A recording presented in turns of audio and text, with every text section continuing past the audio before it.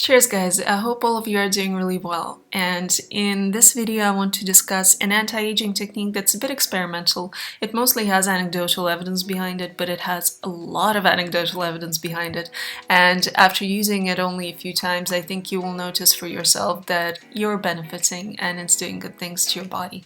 Now the technique that I'm talking about is dry brushing. Dry brushing is exactly what it sounds like. You end up brushing yourself, you end up brushing your skin and stimulating the tissues under your skin instead of, say, brushing your hair or teeth. The way that you do it is you use a special kind of brush, desirably a natural bristle brush. You can order a set online.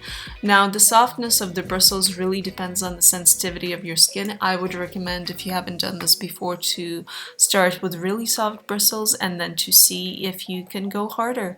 And the amount of pressure that you apply, of course, will also make a difference. Now, in my set, I have this brush.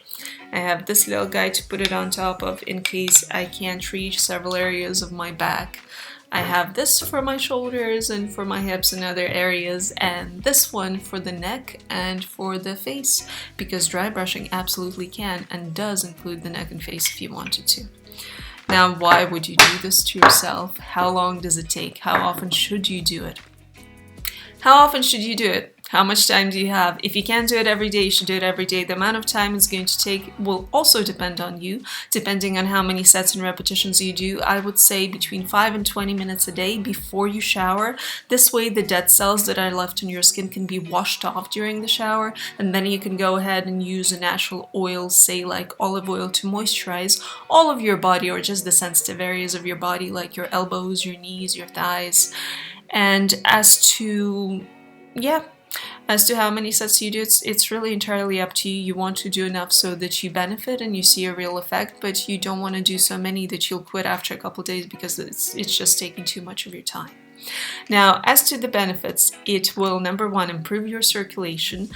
For the time being anyway. You will notice that after you did the technique, you get this pink glow to your skin and it feels really soft, and the next morning also, probably, or that evening even, you'll see that your skin even looks a little bit more toned because it's gotten a lot of blood supply and circulation to areas where usually it gets diminished blood supply. Number two, I believe this is the biggest benefit of dry brushing, it improves your lymphatic drainage. Now, for those of you who don't know, the lymphatic system is basically the sewer system of our body. It takes away all of these toxins that are accumulated in the interstitial tissues around our cells, inside of our cells. It basically, it comes with the blood, it brings the nourishments, and then it takes away all of those bad things. It diverts them, following the lymphatic map of our bodies, to lymphatic nodes and centers where they can be properly processed, these wastes, and they can be eliminated from our body. Now, one of the biggest advantages that we have over many generations that lived before us is we actually have a map, and it's widely accessible, of our lymphatic system, and we know where all the lymphatic nodes are, and we know how they work, and we know which ones drain from where to where. Now, if you know that you have a stagnant lymphatic system or you have some nodes that are absent, you need to consult a general practitioner about this technique. It doesn't mean that you're not going to be able to dry brush. You probably just need to avoid certain areas and brush into other lymph nodes. But I am not a medical expert, and I cannot advise you on this the way that your general practitioner will be able to do. Now, the lymphatic system naturally is stimulated only by two things. It's one of the main elimination systems of our body, and it works almost entirely on your breathing.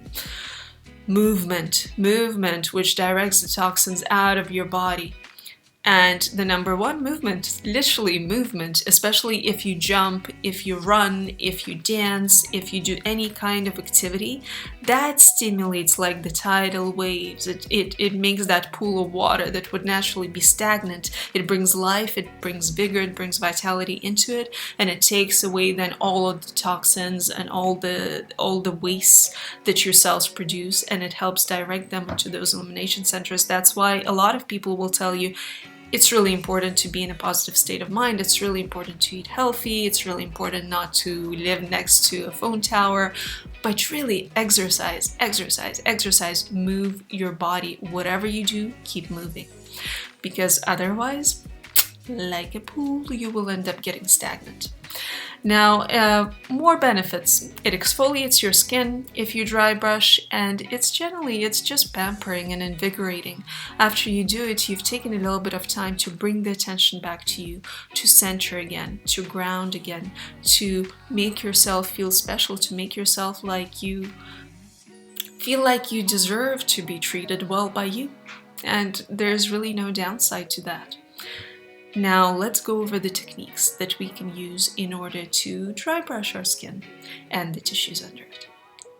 Oh, and here's a map, by the way, of our lymphatic system.